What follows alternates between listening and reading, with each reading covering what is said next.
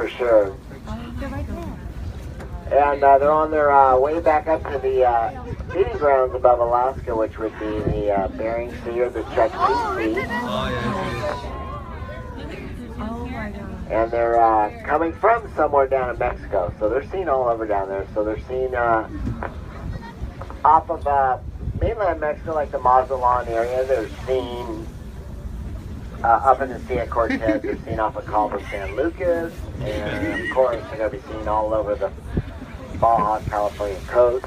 And the moms and babies will definitely be going into these bays and lagoons that are famous for the gray whales, which would be Scambins Lagoon, Magdalena Bay, and San Ignacio Bay. The closest one being about 285 miles from here, the farthest one being about 550 miles from here. Is that something right there? There it is. Oh, yeah. Got it done? Yeah.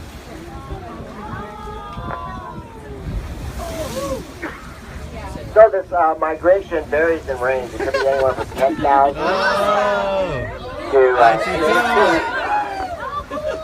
could be anywhere from 10,000 to 12,000 miles long round trip. And it's going to take them anywhere from 7 to 8 months to complete. So where these animals are headed up in the feeding grounds above Alaska, they're going to, when they get there, they're going to feed 24 hours around the clock the entire time they're up there. So they'll be up there. Spot off. Guys, have your cameras ready, because when these whales were spotted, we thought it was actually maybe a humpback because they were so far out. But it did breach, so have your cameras ready. You never know if they're going to breach. This one definitely breached from a long distance away.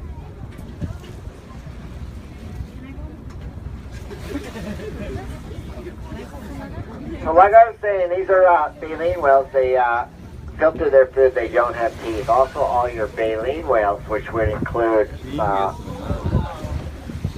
blue whales, fin whales, humpback whales, minke whales, sei whales, Brutus whales, all have two blowholes in the forward part of their head. Toothed whales, which include the few common dolphin you saw before. Oh, there comes the dolphin with them. Sometimes the dolphins get the whales excited. They like to play with each other. Hey. She said it. You guys go, what do you think, Ed?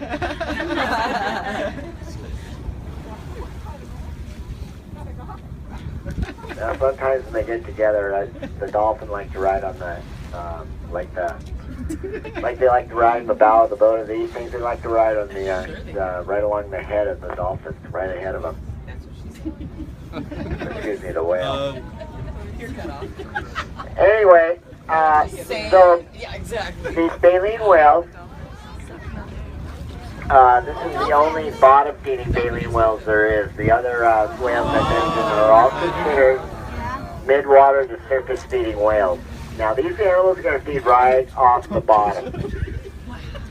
And what they'll do is they'll go down the bottom, they'll take up, they sift around the mud, and they usually use one side or the other, their jaw, their face there. And this baleen, which hangs from the roof of the mouth and is made of keratin, the same thing our fingernails are made out of, will capture all the organisms that are in the mud. And what's in the mud could be mostly arthropods and crustaceans. It would be things like tube worms, brittle stars, all sorts of little types of different shrimp, maybe, all sorts of little crabs.